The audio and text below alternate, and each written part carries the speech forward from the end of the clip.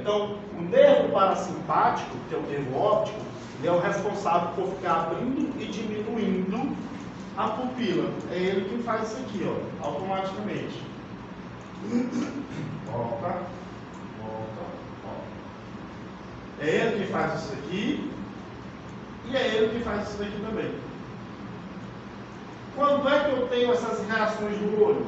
Principalmente em exposições à luz. Se você está num ambiente escuro, igual como eu estou aqui na parte escura da sala, provavelmente a minha pupila está dilatada. Se eu for lá para a parte clara, aí a minha pupila vai contrair. Então eu fico em movimentos de midríase e miose. Midríase e miose. Automaticamente. Professor, para que o olho faz isso? Proteção.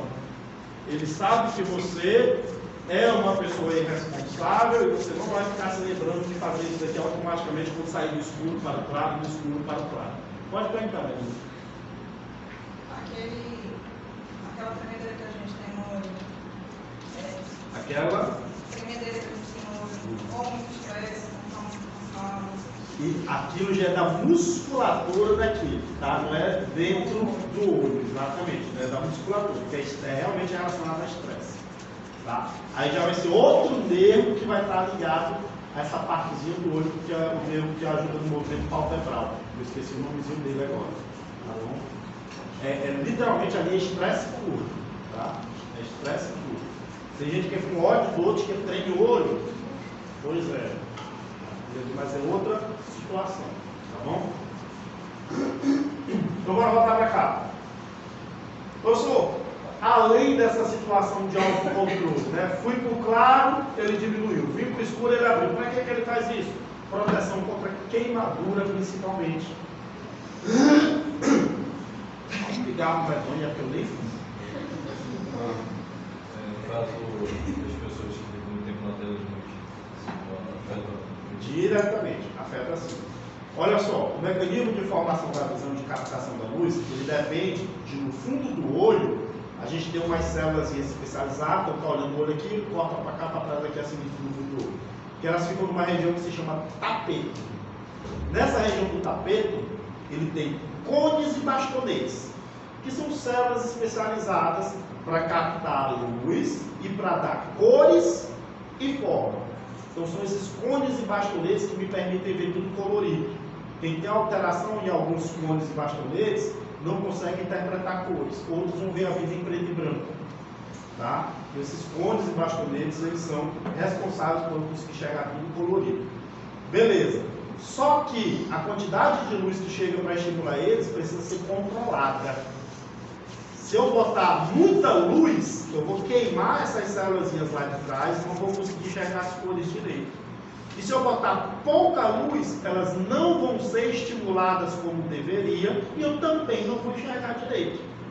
Então, para que isso não fique sob nossa responsabilidade, o sistema parasimpático é quem controla essas duas situações. Midríase e miose. Midríase e miose. Fica abrindo. Opa, estou precisando de luz, porque eu estou agora no escuro. Aí ele abre para entrar mais luz. Fui para a parte clara. Tem muita luz. Eu vou fechar um pouco para entrar só o suficiente.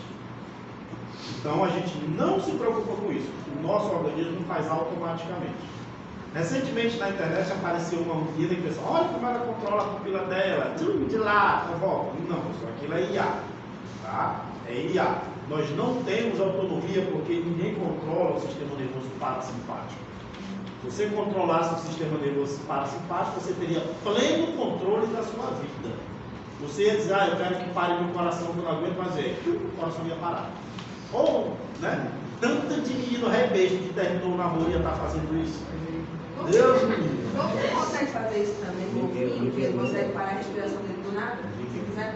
Em parte, mas a respiração sim, mas a gente só domina até certo ponto, que é o que a gente vai já falar também. Tá? A maior parte do controle é sempre do parasimpático. O que ele faz é conseguir diminuir o seu metabolismo central, aí ele exige menos batimento cardíaco e, consequentemente, menos movimentos respiratórios. Mas sim, é a mesma coisa, tá? Mas ele não tem controle absoluto também sobre o simpático, sobre o parasimpático. Tá, e o simpático, professor, onde é que ele entra nisso daqui? Com relação a midríase e miose, e nenhum dos dois. Então, mais uma vez, o simpático está relacionado aos movimentos óculo-motor, que é o quê? Ó, olhar desconfiado de um lado, o outro em cima, aquele olhar de deboche. Faz um olhar de deboche aí que eu sei que você faz. Né? Lá vem o professor. Vai rolar. Então,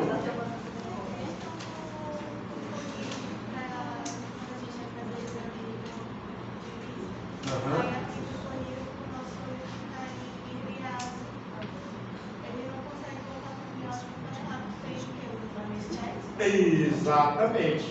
O colírio que a gente usa para fazer os exames oftalmológicos é para inibir a ação do parasimpático.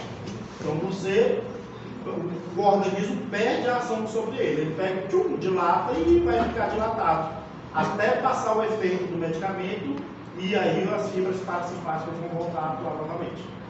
Então, é exatamente essa a função dele. É como se desse um anestésico para o sistema parasimpático, para de funcionar.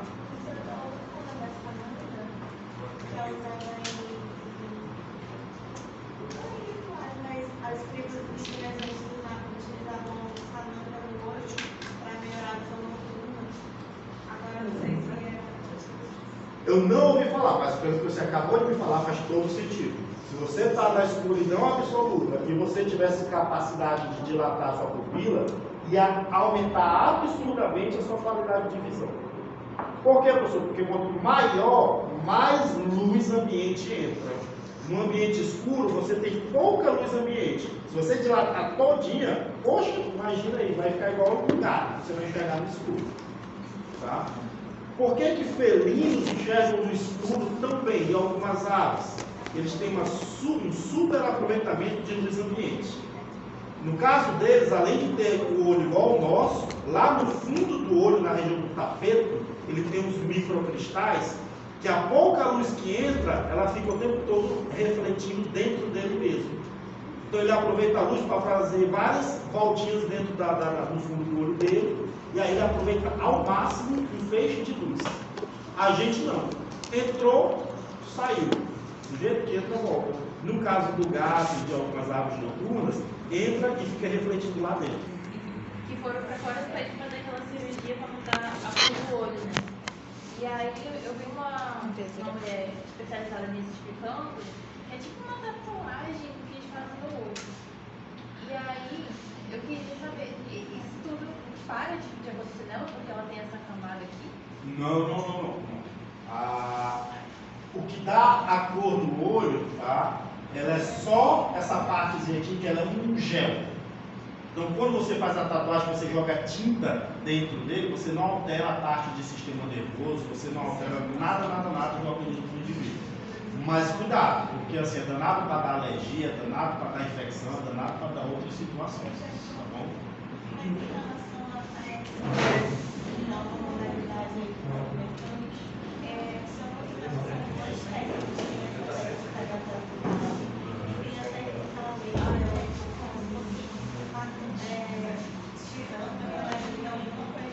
Essa eu já conheço.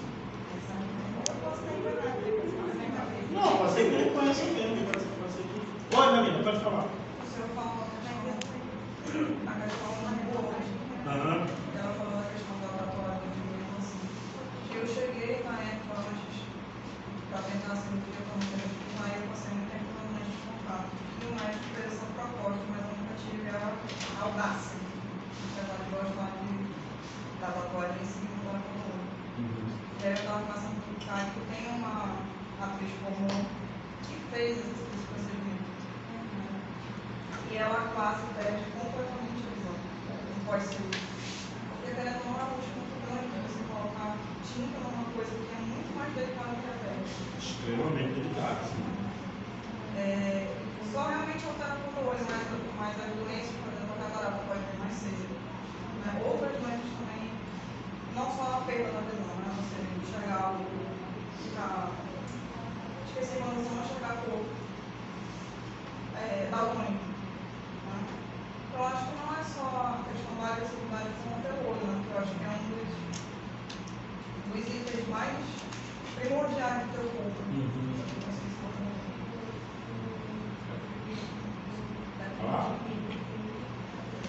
Então, meus queridos, bora lá. Só continuar falando aqui para que vocês entendam o que é o simpático e o que é o parasimpático.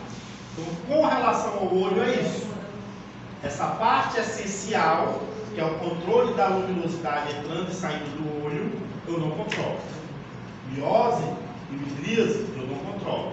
Eu só controlo os movimentos oculares, que seria a parte óculo-motor. Perfeito? E com relação aos batimentos cardíacos que a gente estava falando? Cadê? Aqui, os batimentos cardíacos que a gente estava falando. Eu também controlo em parte. Como eu já falei, eu consigo mirar, consigo fazer algumas situações e acelerar o batimento cardíaco, ou deixa eu relaxar, pensar numa montanha, pensar que tem um aluno perto de mim, aí, né, chega o coração, relaxa. Mas eu não consigo fazer ele parar, eu não consigo fazer ele disparar ao máximo. Isso tudo é parasimpático. E por que disso, professor? Porque eu preciso dormir. Quando eu durmo, eu não preciso me controlar, eu não preciso já usar o simpático para nada. É o parasimpático que assume e mantém os batimentos cardíacos regulares. Então, é a fibra parasimpática que está fazendo isso. Perfeito? Então, eu não controlo. Ah, professor, mas assim, nem que seja um pouquinho e tal, um pouquinho. Aí tem uma situação bem interessante com relação a essas fibras simpáticas e parasimpáticas. As fibras que descem, porque a parte da inervação cardíaca, ela é extrínseca e parte ela é intrínseca. Professor, o que é inervação intrínseca e o que é inervação extrínseca? Intrínseca é aquilo que nasce com o indivíduo. Então, o coração, ele já nasce com uma certa inervação. E essa inervação que já nasce com o coração, ela é uma inervação intrínseca parasimpática. A inervação que chega do nervo vago para o coração, ela é uma inervação extrínseca simpática. Tá, professor, e o que isso quer dizer no nosso cotidiano? O que isso quer dizer no nosso dia a dia? Vamos lá. Todo mundo conhece aquele ditado, que os olhos não veem e o coração não sente. Perfeito? Ele é plenamente real. Porque aquilo que você enxerga, tá aqui o William viu a namorada dele de mão dada com outro cara e tal. De imediato ele vai chorar, vai se decepcionar. Então, aquilo que os olhos dele estão processando de informação está levando ou a ira ou o sentimento de angústia que ele está sentindo pelo nervo vago até o coração. Aí a pessoa pensou que o coração ia parar, tipo, eu senti uma dor. É real, essa dor ela é real. Ela foi interpretada pelos olhos, ela foi vista pelos olhos, e aí a sensação de angústia, a sensação de ira, liberou as catecolaminas, liberou os neurotransmissores, seja lá ou dopamina, ou epinefrina, ou adrenalina, ou seja lá o que ele liberou, se ele ficou com raiva ou se ele não ficou com raiva, e descarregou isso tudo no coração. Por isso que o coração sente a dor daquilo que os olhos viram. Então, se for adrenalina, o coração vai disparar, porque a adrenalina ela é excitatória. O coração vai disparar. Se for algum outro neurotransmissor que, sei lá, vasoconstritor ou alguma coisa do tipo, o coração dele vai doer. Tá? Doeu meu coração quando eu vi aquela cena. Tudo por conta dos olhos. Então, aquilo que os olhos veem, o coração sente. E, consequentemente, aquilo que ele não vê, o coração não sente. Então, aonde é que eu estou querendo chegar? Que as fibras simpáticas, que vêm do nervo vago, que fazem parte da inervação extrínseca cardíaca. E o restante, professor? O restante é o batimento normal do coração dele, que é parasimpático, que ele não manda, que ele não vai alterar em nada. Perfeito? Então o coração ele tem dupla inervação, assim como tem os olhos também. Quem mais que tem dupla inervação, professor? As alças intestinais. Então o nosso intestino e o nosso estômago, eles têm dupla inervação. Mas, nesse caso, eles vão obedecer principalmente ao extrínseco, tá? Desculpa, ao extrínseco já. Ao parasimpático. Por quê? Aquilo que a gente falou. Infelizmente eu não controlo o peristaltismo intestinal, eu não controlo o processo da digestão. Ele vai acontecer independente se eu quero que aconteça ou não. Tá? Mas eu posso dar uma amenizada nesse peristaltismo, nessas situações. Posso. Quando eu me desligo de determinadas situações, eu digo, não, isso não me apetece. Né? Olha uma comida, eu não gosto disso, não me apetece. Agora, como você gosta, começa a falar de uma comida saborosa e tal, começa a mentalizar uma comida que você gosta, já começa a salivar, já começa a liberação do ácido clorídrico, já começa a sentir fome antes do tempo. Tá? Então, esse estímulo que você controla, que você consegue dar início, é uma estimulação simpática. Uma estimulação simpática. Só que aí depois você não consegue mais parar ela. Depois começou, tá bom? E por fim, o outro órgão que a gente tem, que também tem inervação simpática e parasimpática, são os órgãos genitais. Então, se aquela desculpa, professor, mas eu não me controlei. Não, eu entendo. Tá? Então, não dos órgãos genitais também tem inervação dupla. Tá? As meninas não, mas os meninos, quando acordam de manhãzinha cedo, 6 horas da manhã, vocês sabem do que eu estou falando, né? Mas tu não sabe o que está acontecendo, Então, assim, tem ereção matinal. Você não está controlando, você não está pensando nada, você só quer mijar. Não é isso? Então, isso é responsível à inervação parasimpática da genitália. Você não controla isso. Ela vai, você vai ter ereção matinal para mijar e pronto. É o sistema parasimpático. Beleza. E o sistema simpático? Aí esse é responsível também aos estímulos visuais, né?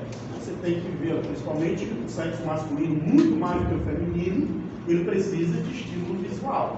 Se ele não vê nada, se ele não tem estímulo nenhum, não vai acontecer nada. Aí o parasimpático sozinho não faz nada, tem que ter a ajuda do simpático. Tá certo? Então, esses órgãos eles têm dupla inervação. E os outros? Ou são exclusivamente simpáticos, ou são exclusivamente parasimpáticos. Por exemplo, musculatura estriada esquelética. Quase 100% delas é simpática. Eu não controlo meu braço, ele faz o que eu quiser. Inervação simpática. Eu controlo os músculos, eu consigo fazer o que eu quiser com os músculos do meu braço e com os músculos da minha perna. Musculatura estriada esquelética torácica. Aí eu já não controlo ela plenamente.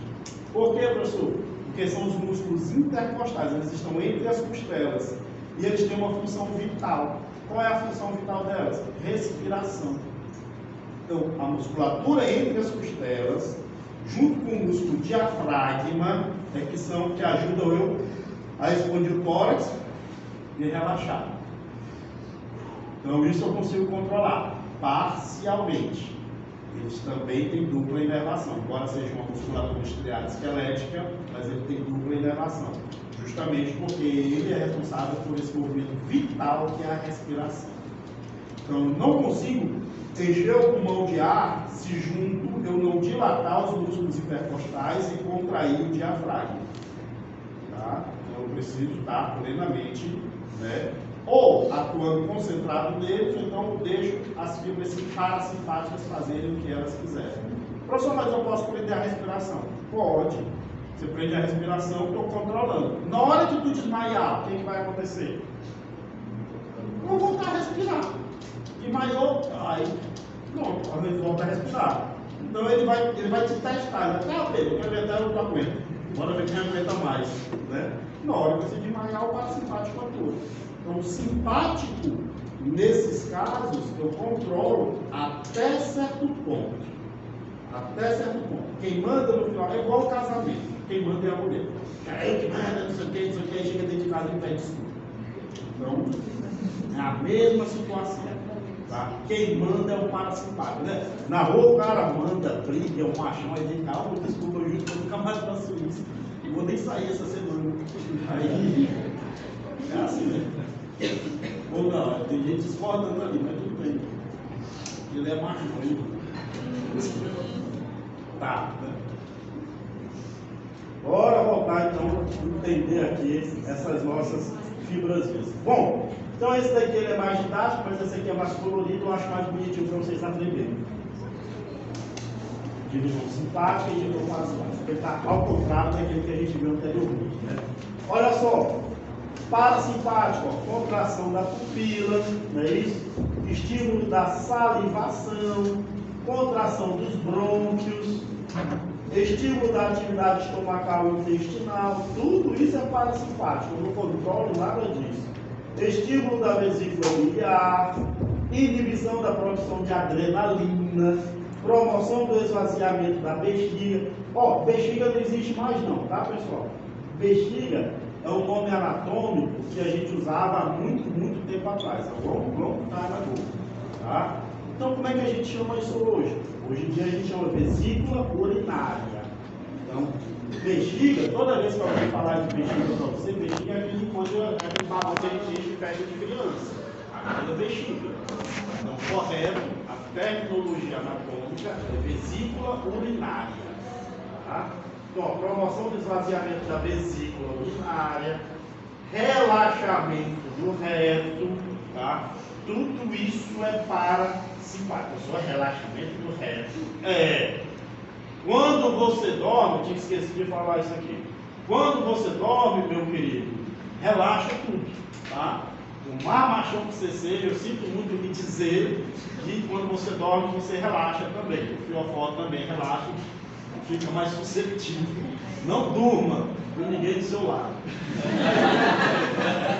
Bom, com relação à inervação simpática, tá? Ah tá, tem uma terminologia bem bonitinha que a gente usa aqui, que é com relação à origem das inervações simpáticas e parasimpáticas. A origem anatômica dos nervos simpáticos e parasimpáticos é diferente. Então olha só, a inervação parasimpática ela vai ser crânio sacral. Acompanhe as linhas em azul. As linhas em azul estão saindo aqui da cabeça do indivíduo? Sim, né? Aí ó, aqui não tem linha azul, não tem, aí tem bem aqui embaixo, ó, 2 linhas azuis. Então essas linhas azuis elas são crânio sacral. Isso é a origem anatômica das fibras parasimpáticas, tá? A origem anatômica das fibras parasimpáticas. E qual que é a origem anatômica das fibras simpáticas? Elas vão ser aqui, ó, tóraco, não tá toda, ó, sai daqui a primeira fibra, vem para cá e forma um gângliozinho, né, ó. Tóraco, essa barra preta, daqui para cá é a região torácica do indivíduo. É isso aqui. Essa região aqui do indivíduo, região torácica. Tá? Região torácica. Então, tóraco. E isso aqui, professor, é a região do lombo. Não é para olhar para mim com segundas intenções. É a região do lombo, tá? Essa regiãozinha aqui. Então, tóraco lombar. Essa é a origem simpática. Tóraco lombar. Todos os nervos estão saindo dessa região. Ó. Eles saem tudinho do sistema nervoso central para cá e formam essa cadeia grandona aqui, que é a cadeia ganglionar. Correto? Então, divisão simpática, ó, tóraco lombar. A partir dos nervos que vão se juntar tudinho aqui, formando os gânglios. E a partir dos gânglios, os outros nervos que vão para todos os órgãos do indivíduo. Com relação a essa origem anatômica, ficou tranquilo? Vou repetir só para fixar. Origem anatômica dos nervos que constituem a divisão funcional do sistema nervoso. Eu sei, é muito nomezinho que às vezes fica confuso. Mas a divisão parasimpática ela é crânio sacral. A professora mostrou o sacro. Porque o sacro é essa regiãozinha que fica aqui, que quando a gente leva uma queda sentado, bate justamente essa partezinha daqui, né? Que dói que só. Exatamente. Então, essa é a regiãozinha aqui, ó, do sacro. Fica no meio desse osso coxal grandão, aonde se articula o fêmur, né? Então esse osso coxal, que é a bacia, né? Pronto, a bacia, a parte que fica no meio da bacia e que forma o rabinho lá embaixo, é a parte do sacro. Tá? É a parte do sacro. Então, sacro e cranial, parasimpático. Tóraco, lombar, simpático. Beleza? Se não entenderam, vão estudar em casa que eu vou vocês aprendem as coisas.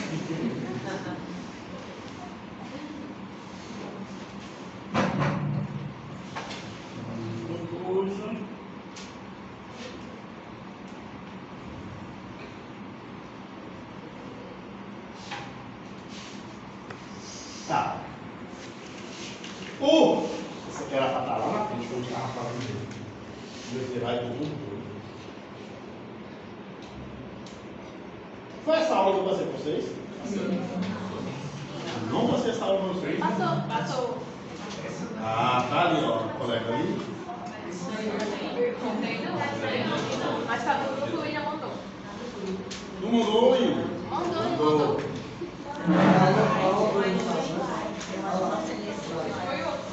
Ah, tá. Se não tiver um slide, outro é como eu já falei. Pessoal, toda vez que eu abro essa aula, eu deleto um slide e acrescento outro. Hoje, agora, na hora que eu abri, eu já deletei slide.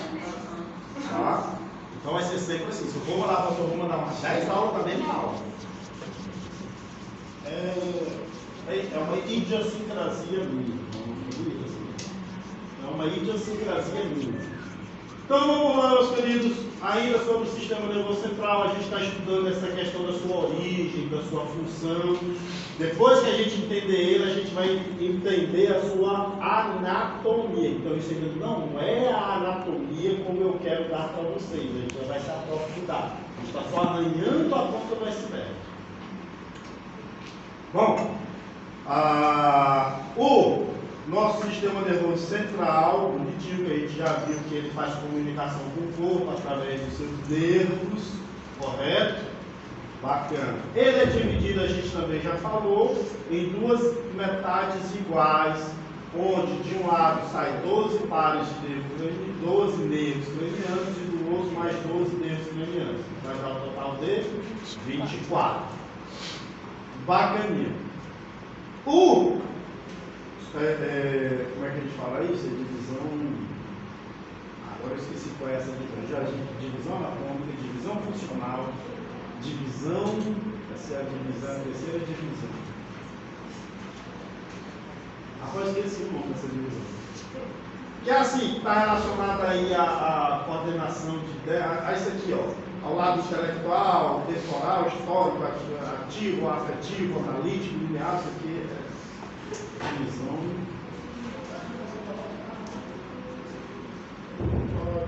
personalidade, de personalidade, não. Onde eu esqueci? Bora depois eu lembro. Então, olha só, o lado esquerdo e o lado direito do nosso cérebro, do nosso encéfalo, né, a parte maior do sistema nervoso central, ela tem funções diferentes. Mas, professor, o senhor disse que ela é tudo igual? É tudo igual. Mas, para que houvesse a evolução do indivíduo, ele dividiu as tarefas. Ele diz assim, lado esquerdo, tu vai fazer isso, isso e isso. Lado direito, tu vai fazer isso, isso e isso. O que é isso, isso e isso? O lado esquerdo do cérebro ficou responsável por coordenar e assumir os papéis racionais, lógico e matemático do indivíduo. Então, tudo aquilo relacionado a ser racional, né? A entender, não, peraí, bora parar aqui, bora estudar, que eu vou dar a minha opinião enquanto eu não entender isso profundamente. Bacana. Tudo aquilo relacionado à lógica. Vou fazer isso, isso não faz o menor sentido. Bora dar conta. Para que você não se doar? Isso não faz o menor sentido. Então, essa análise lógica, essa análise que a gente vai ver, mas isso é óbvio, é feito pelo lado esquerdo do cérebro. Tá? Do mesmo jeito, aquilo que a gente chama de plano matemático. O plano matemático, ele está relacionado não é a fazer cálculos, não, tá, pessoal? Quer dizer que eu aprendo matemática porque meu lado esquerdo não funciona? Não, não tem nada a ver. O matemático é eu chegar aqui com, sei lá, uma caixa quadrada, 3 círculos, e dizer, ó, eu quero que você coloque essas 3 bolas dentro dessa caixa quadrada. Professor, mas não faz sentido, né? São círculos dentro de quadrado, não estou vendo uma lógica espacial nisso. Então, se é um quadrado para ficar preenchido perfeitamente, eu tinha que botar quadrados menores, ou retângulos, ou triângulos. Então, é essa lógica espacial. Essa ilustração do hemisfério do cérebro, ela é literal, é realmente dividido do lado esquerdo e do lado direito. Realmente é dividido, sim. Tá? Essa divisão anatômica que a gente tem aqui, ó, ela se chama sulco hemisférico. Aí a gente diz que ela divide anatomicamente, tá? Literalmente, o cérebro nessas duas partes. Então, essa divisão ela realmente divide. Professor, e o que mantém o cérebro dividido assim bonitinho? É uma lâmina do sistema nervoso que protege o sistema nervoso central. Lembra que eu falei da como é o nome dela? Película que protege contra a toxina, a barreira hematoencefálica? Beleza, a barreira hematoencefálica ela dá a volta aqui por dentro, ó. Se aprofundando, deixa eu ver se aqui pronto. Olha a divisão dela aqui, ó, tá? Então ela se aprofunda até essa partezinha aqui do meio, que é onde fica essa localização aqui, ó. Então ela se aprofunda aqui por dentro. Aqui estão os dedos prendendo tudinho, né? Então ela se aprofunda até aqui. Literalmente ela divide o sistema nervoso ao meio. Professor, então quer dizer que a gente está com o nosso sistema nervoso unido só por essa partezinha daqui do meio? Tudo isso aqui está dividido. Tudo isso aqui está dividido. E aqui dentro eu tenho essa membrana, como se fosse uma folha de papel A4. Aqui por dentro. É aquelas pessoas que têm uma lesão no cérebro que tem metade dele. O que tem? Afeta alguma coisa assim no cérebro, tanto esquerdo quanto direito. Não. Normalmente o cérebro ele consegue compensar a perda que ele tem do lado, como ele tem o espelho, né, do lado direito e do lado esquerdo, ele compensa aqui desse outro lado. Ele demora alguns dias, aí, semana, mês para se adaptar, dependendo também da lesão, mas aí ele tem que compensa do outro lado. Tá bom? A não ser que determinadas funções muito específicas, que aí o outro lado não conseguiria executar, porque ele já nasceu pré-definido com outras funções, embora seja igual, aí, cara, isso aí eu não consigo fazer. Por exemplo, a criatividade. Você lesiona o centro da criatividade, aí o outro lado ele não compensa. Ele diz, olha, eu posso até te ajudar a pintar, mas aqueles quadros que tu fazia antes, aquela situação que você fazia antes, não vai mais voltar, não vai mais ser igual. Alguma coisa nele se perdeu. Tá? Como eu falei, o outro lado ele compensa, mas ele não compensa 100%.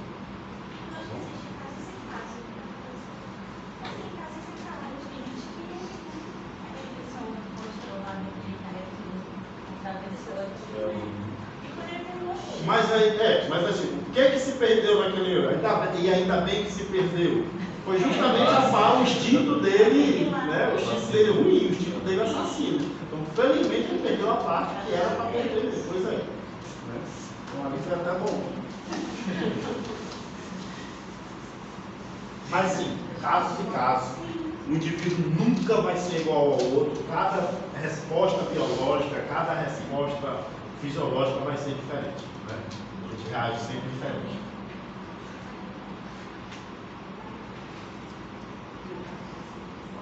Então, bora lá. Olha só que lindão que a gente tem. Então, olha inclusive, essa lâmina que separa o cérebro dos dois hemisférios, o nome dela é foice cerebral, porque anatomicamente aqui vai ver depois na anatomia, ela é igualzinho uma foice. Tá? A anatomia dela é isso, igualzinho uma foice separando o cérebro. Bom, então, o nosso lado esquerdo a gente tem um lado racional, lógico e matemático. Né?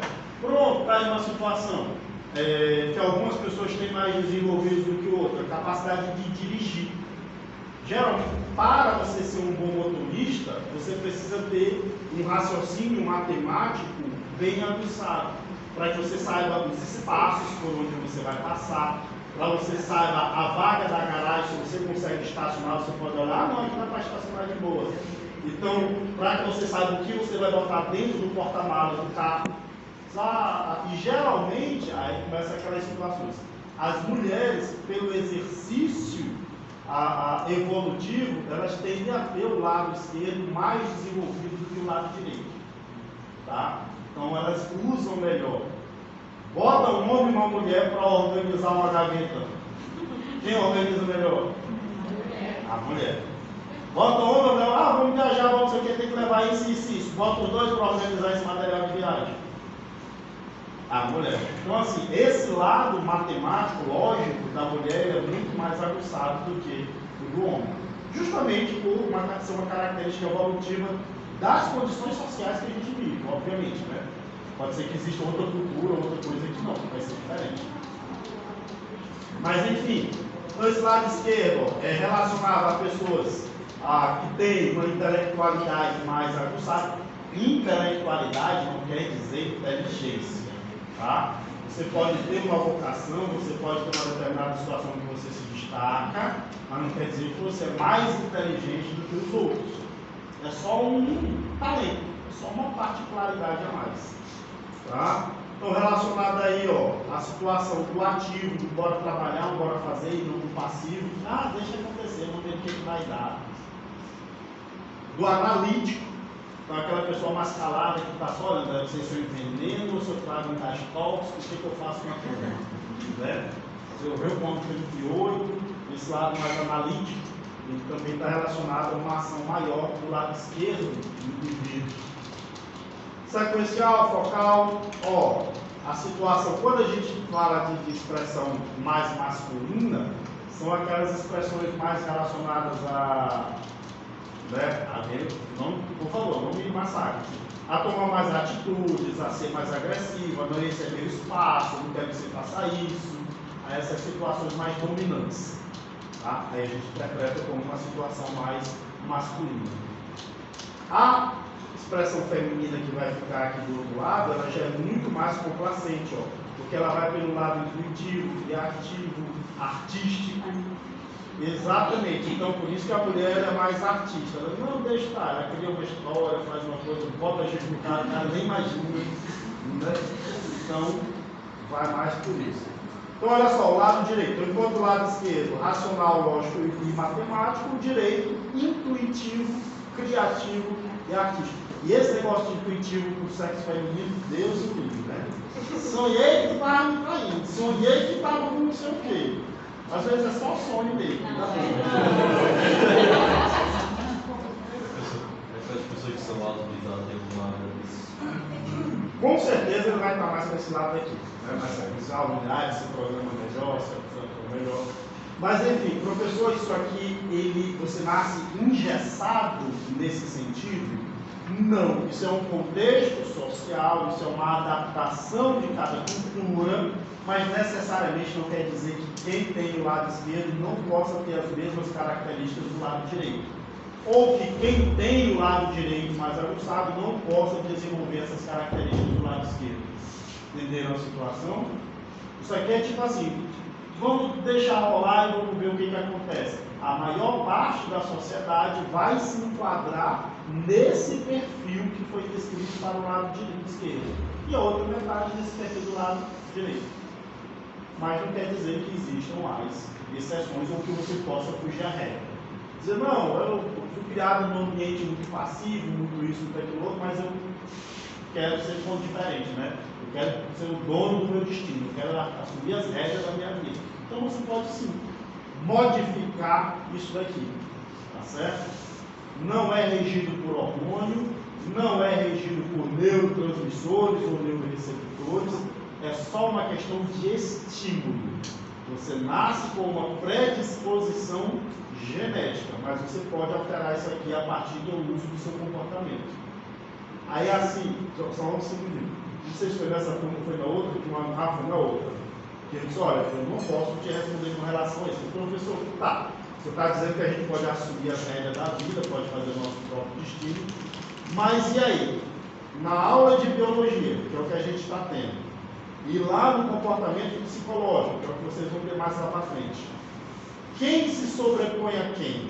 Será que é o ambiente e as minhas experiências de vida, que vão valer no final da conta sobre o biológico, ou seria a minha organização biológica que vai prevalecer e eu não vou me deixar sujeitar às condições de vida?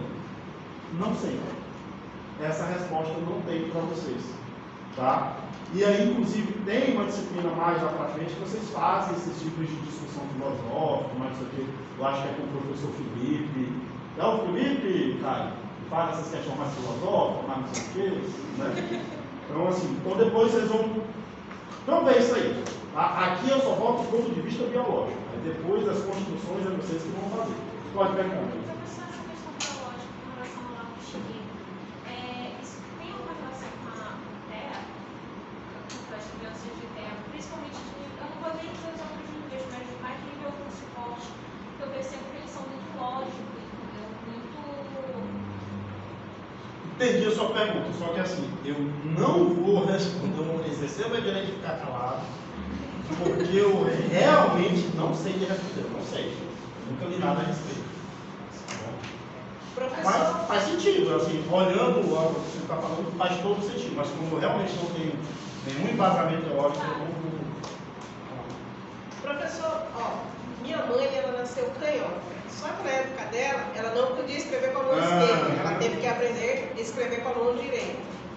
Aí ela escrevia com os dois lados, na verdade, né? Isso. Ambidestro. Sendo que ela, para certas coisas, ela tinha dificuldade em fazer com a mão direita. Ela usava mais o lado esquerdo. Tem alguma... Pronto, agora eu posso falar, essa eu sei. Sim, aí tem tudo a ver com isso daqui. Tá? Então, biologicamente, ela nasceu com essa programação, que é o que a gente está vendo aqui, que é a tendência, da maioria, e ela só obedeceu a programação biológica dela. Chegou a determinado ponto, certo? Não, você não pode fazer isso, você tem que usar o outro lado. E aí ela treinou o outro lado para fazer a mesma coisa que o outro lado do cérebro já fazia. Perfeitamente, essa questão de ser canhoto, ser ambidestro, tanto de braço quanto das pernas, está relacionado a isso aqui. Sim. E é um dos exemplos que a gente usa aqui que você pode mudar. O lado direito pode aprender o que o lado esquerdo faz.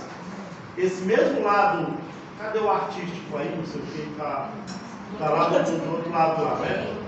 Isso, que a gente coloca ali com relação a ser mais criativo, a ser mais paciente, isso, aquilo, outro, você pode treinar. Por exemplo, assim, eu sou Márcio, eu consigo fazer um rabisco, eu sou impaciente, eu sou não sei o quê, mas você pode treinar. Biologicamente você veio com essa programação.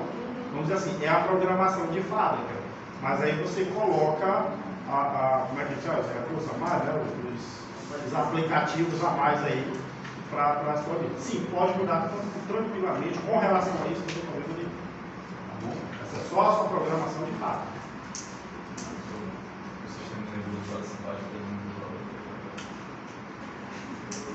Gostei da sua, né, deixa, mas assim, tá na hora já, pessoal? O Lila não conta com ele já entrou na sala dizendo que estava na hora de intervalo. Mas, então tá, deixa eu só perguntar aqui, alguém chegou depois da frequência? Só metade da turma. Então, os demais estão liberados. Ah, tá. Informação importante. Quando é a nossa próxima aulinha? Semana que vem, né? Bora fazer a nossa parcial. Tá bom? Então, parcial. Não, agora é a Lídia. Uma verdade. Pode botar no grupo aí quem se diz aí que não foi avisado. Semana que vem é a nossa parcialzinha. São só 25 questões que ela tem que fazer. São 5 questões.